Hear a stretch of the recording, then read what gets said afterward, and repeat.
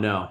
But no, I think this would be a really valuable one because obviously a lot of people these days are like hyper conscious about their body weight, and I know it's Yeah. a very kind of like I don't know, like sensitive topic in many ways, isn't it? Body weight, you talk, and I'm always careful around it because you don't know what's going to trigger a particular person talking about body weight, right? That's another thing, and I think there is a healthy approach to looking at your body weight, and if it's framed correctly, it could actually really help people. I Mm. think these days the fitness industry has almost created this thing around body weight where people see it in a very negative light.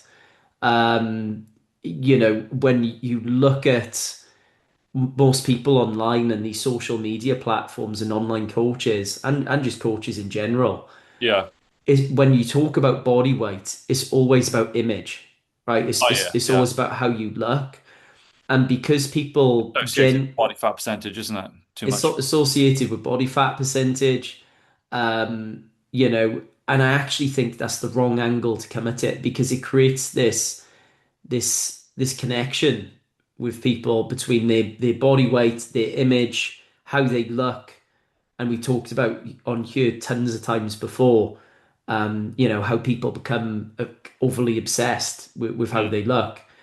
And I think this has led to a place where people struggle with their body weight, absolutely. Like there's people out there that are overweight, right? Yeah. And that isn't great for your health either, of course.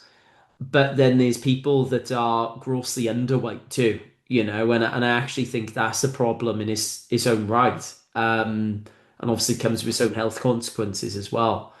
So how do you want to talk about this one, mate? Because I know obviously you've got your own experience with being underweight. You mentioned obviously to me before about how you kind of limited yourself, right? Yeah. Like in your own experience. So what was your relationship and how is your relationship with body weight particularly? Yeah, so I used to, this was years ago, I was like early 20s. I used to associate a lower body weight with being leaner and consequently looking better. And that was the overarching driver behind all of my exercise choices, my nutrition choices was all about getting lighter, consequently getting leaner, having visible abs, and then, in my mind, looking better. And that drove just massive problems. So talking about from a performance aspect, anything fitness related outside of endurance, was just gone, like non-existent. I think I told you about this one, the big one, and it sticks in my mind now like a bad memory. So I was actually doing my personal training course at the time, and we were training like different things. We'd do strength in the gym, we'd do like hypertrophy training, we'd do endurance stuff, and I did very well on the endurance stuff. It was like a VO2 max test or something like that on the treadmill where you just graduate to increase the velocity and the incline and see how long you could go. Because like I used to have a resting heart rate in the 30s, like Mm, consistently, which is very low.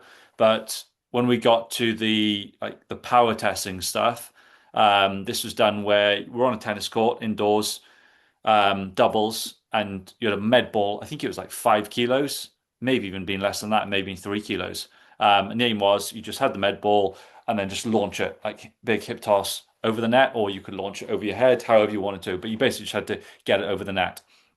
Um, First point, got the ball, tried to launch it over the net, couldn't. Literally, just could barely like throw this thing, hit the net. And then what was happening was you could throw the ball over the net, and obviously whoever side it went on, you were to catch it. Everyone was then throwing it to me because I was just giving away points, and I was like, this is mm, demoralizing. Then we came to do the speed testing. I remember one of the guys who's on the course with me was like, oh, you'll be good at this, and I was like in my mind, I was like, yeah, I should be because I was naturally always fast, but when it came to it, I just felt like I was stuck in the mud. Everything had gone. Like even my shorts were really baggy on me because I like next to no like muscle mass on my legs. I just dieted that all off. So speed had gone, power had gone. Any level of force production was just non-existent, and that was just a case of me being overdriven by the number on scales, Mm. which is like entirely different to what I do now. Now everything is driven by wanting to be faster essentially. And I probably weigh myself maybe once a year just out of fun. And that's not to say that's the right thing for everyone. Like some people, if someone has a fat loss goal, there is evidence to show that consistently eating your weight can help you to better maintain maintain where your weight is because you've got that, that tangible data there, but it's also not necessarily the right thing for everyone. Well, I was going to add to that. Yeah, I'm glad you said that because it depends on context and your goal, doesn't it? Where, I will personally, I'll weigh probably once every couple of weeks, I'd Yeah, say, or every month, and only because I want to make sure that I'm kind of within reason. It's mainly to see if I'm having the right quantities of food, yeah, and I do think that, you can use body weight as a metric to if you've got a healthy relationship with the scales, right? Like, and that's the thing. I think you can. I think everybody can have a healthy relationship with the skills, but it has to be framed in the right way. And we'll come on to that because I've got my whole philosophy around body weight because I actually think it can inform people on how they live in. mm, Um, I just think we've got the wrong relationship with it entirely. But we'll come on to that. What's your experience with kind of coaching people these days? And like, obviously, you're in person, you're speaking to people daily, your mm. own clients. What are these people? Obviously, without naming names and stuff, but generally, what's your experience with people, kind of, and their relationship with their body weight? Like, it's pretty negative, isn't it? But yeah, well, so I will always in the onset when I start working with a client, whatever their goal be. But typically if they've got any kind of like fat loss target or just, they'd like to improve their body composition whilst obviously improving their physical ability, most people then, have the discussion will come up about scale weight. Someone will say something, and I will always try and re-educate people on how the scale going up doesn't mean you've gained fat, just like the scale going down doesn't mean you've lost fat. Yes, it is Mm, one measurement, but there are just too many variables that come into it for it to only be a case of fat loss adjusting this. It's just like there's so many things like off the top of my head, sodium intake, carbohydrate intake, um, exercise, whether you've been training recently, did I say carbohydrate intake, sleep, stress, um, like menstrual cycle for females. There's just way too many variables that come into it. So looking at day-to-day fluctuations and allowing that to impact yeah, your psychological view of yourself is just way off the mark. mm. And kind of like you coming back to kind of like your interactions though with people, Hmm. like generally, do you get this kind of feeling that most people are, I don't know, almost a bit ashamed of their weight generally? Yeah, not necessarily ashamed of their weight, but again, I've worked with people who, yeah, they have, fat loss is the overarching goal because they have a lot of weight to lose to Mm, improve their health. But then even people who are, not in a category where they need to lose weight for their health, but they just want to be a bit leaner. Even people like that, they allow the scales to really have a negative impact on their right, mindset. right.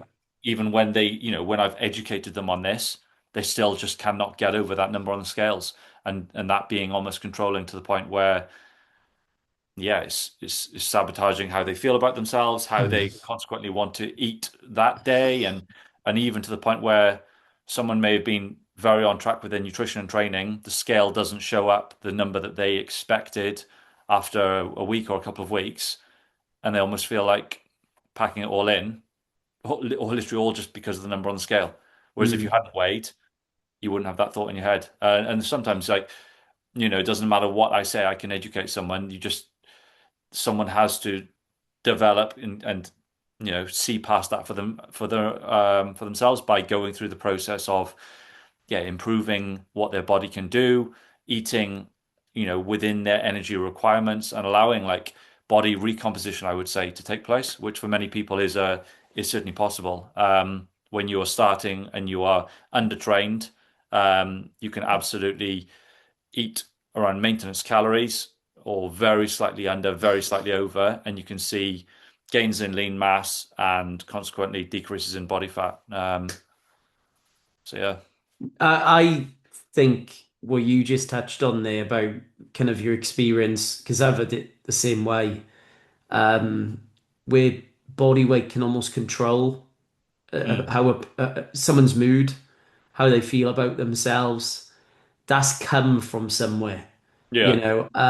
You can care, right? Like that's normal. I think it's normal to care, isn't it? Of course, like Yeah. about certain things, but I've seen it to the point where it does control people, Mm. how they feel about themselves consistently.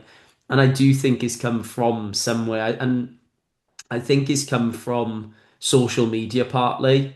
There's no wonder why eating disorders have gone up in the amounts that they have recently with the rise of social media. Um, I think social media is the fuel or the gasoline on top of the fire. That's Mm. what social media is.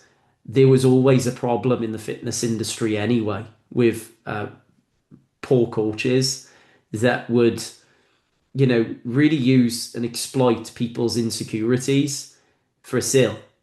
Um, I was speaking to someone earlier about this actually, and kind of like how it's hard. I didn't know about us, mate. I gotta be honest. Where it was an interesting conversation, really.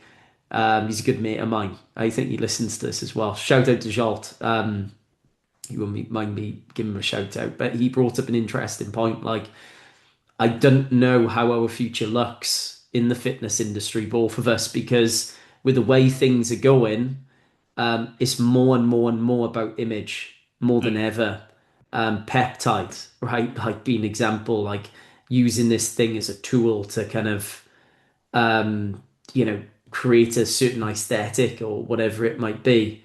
Um, there was a book I saw coming out by I think the title was The Fitness Revolution Embracing Vanity, right? And this is a guy who's like, a big name in the industry.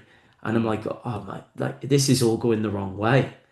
And kind of Schultz's point was he said, I don't know, you're gonna like, I hope I'm wrong, obviously, because like you obviously I've built my business and got my community of people, but I'm not gonna be if someone comes to me and says, Sam, like I want a six pack or whatever, I'm not gonna be able to work with that person because it isn't what we do. Like it's not what I do, it's not what you do. Mm. And it seems that things are going that way. What you mean now when someone comes in and the six pack is just the cherry on the icing on the cake, the number one like Yeah, goal. Yeah, absolutely. yeah. And I think it's getting worse. I Mm. really do. And look, I find meaning in what I do by helping my subset of people that I coach. And there are people out there absolutely that have got a healthy psychology around this. Mm.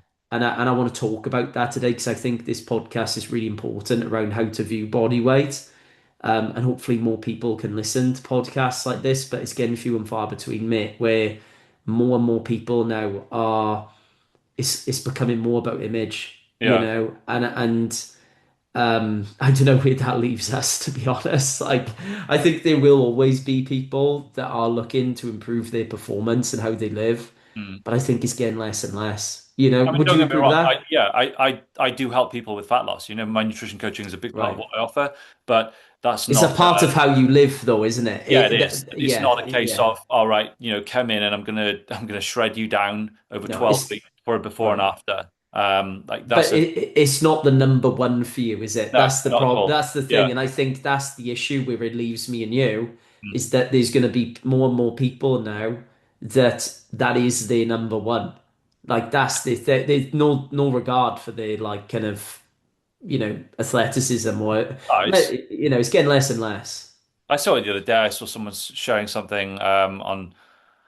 I think it was on Facebook of a coach, and it was like, oh, he's like a prep coach, and it's like, what? Like, why a general population working with a prep coach who's gonna, you know, plan out all your meals for you? Like, where's the education on how to eat? And great, you're going to be able to do 15,000 steps a day and do a body part split, but you're like, yeah, you probably can't go and rip 100 meters at your child's sports day, you know? Mm. Uh, Well, that's our perspective, right? Like yeah. our perspective is we we don't focus, and that focus is a very important word in this. We can acknowledge, but we don't focus on how Yeah. you look in any capacity. Well, I don't anyway. Mm, I focus on how you live. And as a byproduct of that, you look the way you look, right? Like, your aesthetic and how you look. Like, there's a big difference between let's pull up my shirt today and see what my abs are looking like mm, versus let's adjust a couple of things in your nutrition so that you're at an optimal, healthy body weight for you, right? One is focusing on how you live, and the other one is focusing on how you look. We don't mm, do how you look. I don't do how you look. I focus on how you perform. I focus on your athleticism, and that's where I'm at with things. And it's amazing, mate. In the gym that I train at, like there's usually two or three people in the performance strength room, right? In the other room next door is filled always. Now it is what it is. That's the physique room, right? Like machines and dumbbells and all sorts of stuff. and And the it's what do you call them? What are the step machines? They all look Oh, like they're filled. They're always filled. yeah. You know, it's like that's fine. Like to each their own. I'm not here to tell people what to do, Mm, but it's amazing to me how there's like two or three people in the strength room, and then there's like treadmills filled, Stairmasters filled, got the dumbbells, the machines filled. It's like two of us using a barbell, you mm. know. I'm just there rubbing my head, like, what's going on, and it just reiterates what I'm talking about here. Um, so anyway, coming on to kind of the perspective that I think is healthy, your body weight is a part of how you live, right? It is. As I say, if you're underweight, that, as you relayed in your experience, that isn't going to be good for your athleticism because your baseline force production, which is how we interact with everything, is, really low. That caps your power right from the jump, your rate of force development, your maximal strength. Everything's capped, right? Your cardiovascular ability, actually, because moving your own body weight becomes more of a laborious task now, right? You gotta like move, your body weight's now heavy to you Yeah. because you've got to run through space and your capacity for force is just very low, right? So, being underweight and not to mention the impacts on hormones and stuff like that as well. Like, mate, I remember when I got shredded, right? Like for that photo shoot, like I talked about on here, like my hormones were haywire all over the shop. Yeah, I Mm. felt horrible. Um, You're just more susceptible to injuries as well. Bone yeah. density is going to decrease, and you're gonna regret that when you get into later life. Well, I talked about runners. I don't know if you saw that post up or up about like the amount of conversations I've had with Mm, runners who are going to me, oh, yeah, I don't do lifting anymore because I've just started doing the training for the Cardiff half. mm, And I'm like, well, all right, great. You're training for the Cardiff half, you've got a goal, right? And that's something that you're aiming towards. Brilliant. I'm not slating that at all. But you don't just go, now I'm going to quit lifting, yeah. like because I've started running. No, you do the two. You're You just missing do. a trick on so many I mean, angles, both like a physical performance point of view, just keeping your body robust and more resilient, and also you'd like you just said there, you'd produce more force into the ground. You'd actually run faster with less well, effort. it's your performance for your sport and life. Yeah. It's like your robustness, as you've pointed out, especially runners. Like I don't know about you, mate, when you've done road running and stuff, but my body's been so beat up from doing that like it is when I was younger and stuff like that. You've got to be robust to handle those forces. You're doing thousands of reps, right? Um, and so they just quit. Yeah. And the other thing for life, like if you're just running all the time and you're not lifting, and it's really, really hard to end up at a body weight that is optimal for you. If you're doing too excessive cardio Mm. and you're just not prioritizing your weights or anything else, it's a huge mistake. It is a massive mistake. Um, so you can be underweight, right? And you can be overweight. So body weight does matter. It Mm. absolutely matters. Now, for me, I think a good heuristic for body weight is height. I think, of course, there are other factors involved. You need to be training, right? These are guidelines. You need to be training alongside this, and your nutrition also needs to be good as well, right? It's not a case of you just, you know, say if you're underweight, putting on 20 kilograms in body weight, but you haven't trained Mm. and you're having no protein at all. You're having 80 grams of protein a day, and you're not going to be putting on good weight, right? It's got to be the right weight. Um, and so there are caveats there, and also there are individual differences too. But I think height is a great starting point. And what that'll give people then, these rough ranges is it's the boring middle ground. That's the truth. Mm. Like you don't want to be so heavy that your health starts to suffer. You can't get about properly because even if you can produce a lot of force, you're limited now by your body weight to You're express just it. carrying too much mass to move. Yeah, yeah. So that's a big thing. Mm. You restricts your mobility as well and things like that. And also you don't want to be underweight. So there's a sweet spot in the middle, and it's not about how you look. I Mm. can't emphasize this enough. We're not talking about this for how you look. We're talking about this for how you perform in life and in sports or whatever your goal is, right? And I think that's very, very important.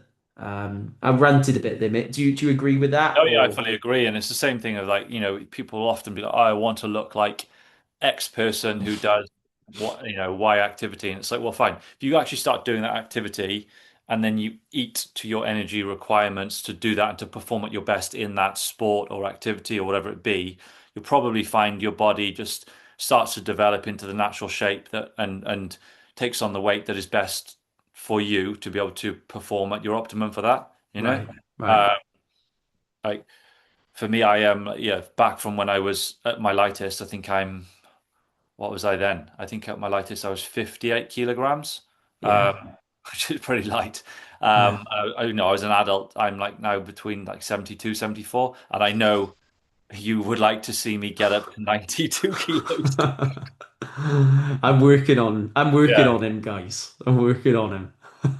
But like, yeah, like I said, when I started pushing my squat up, if my weight went up, I don't know, my body weight may have gone up, but I wouldn't have gone, oh, well, that means I'm getting fatter and this is a negative thing. No, it Mm, doesn't. It just means like my body would be responding to the stimulus I'm giving it. Just like if I decided to start doing triathlons, mm, consequently, I would naturally start dropping some lean mass, might drop some body fat as well, just because my body would be adapting to the demands of the sport. right, Not, absolutely. not looking at it as like, oh yeah, again, don't get me wrong, I'll hold my hands up. I like being relatively lean. I feel my best at that, but I'm not like, oh, abs are going now, so that means I'm going to just change all the training and I'm just going to start doing cardio 6 days a week and drop my calories through the floor because I need to, yeah, get to a certain level. Well, you've changed a lot in your training. I've been Yeah, in a yeah. year since, like it looks different. It does Mm, look different, and it's little changes at a time, and it's benefiting you. You're seeing that, your body weight's come up a bit now, a yeah, little bit, and you squat. Obviously, we were driving that up for a while, yeah, and you got faster, coincidentally. yeah, yeah, yeah. You know, Yeah. But like, yeah, I mean, that's it on Friday. Like, I came from the track on Friday and I got back and I went in the gym and it took me like half an hour. I only did two exercises, but I did hit squats because I hadn't. I'm just squatting twice a week at the moment, and that one is as a sub max session, but I wanted to get it in. It was literally like two hard working sets, and then the same two hard working sets on chins. Took me Yeah. like 35 minutes, but tick the box, Mm. and that's it. And when you're again, someone is training for a marathon, if they're training more as a sprinter, like the amount of volume you need to do in the gym to benefit you isn't a lot. Doesn't take you, isn't a big time commitment either. So yeah, you're absolutely missing a trick if you're not. Yeah, 100%, mate. I couldn't agree more. I think people just need to get out of their own way. They Mm. really do.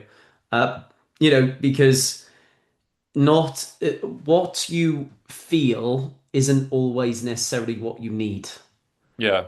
And that's a very, very important point because um, if your goal is to be your best that you can be in life and to be, someone that's capable and someone that's useful, sometimes that requires uncomfortable changes, and they're tough, right? Like nobody wants change, Mm. you know. It's nice to just be comfortable, and kind of, but sometimes you need to serve the greater good, and sometimes that comes with discomfort, and Yeah. body weight's a part of that, both ways, Mm. right? Like it's not just about being, obviously if someone is overweight too, right? Like that needs to be dealt with as well. But how you done address it, like all these other numpties out there, these coaches that haven't got a clue, they'll just take the pictures.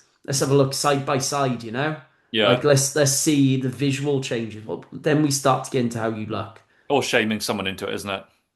Oh man, the shaming into it is like criminal. I just these coaches, you're going to get me started you on a rant because I just think it's so irresponsible, and the credentials to become a coach on the floor.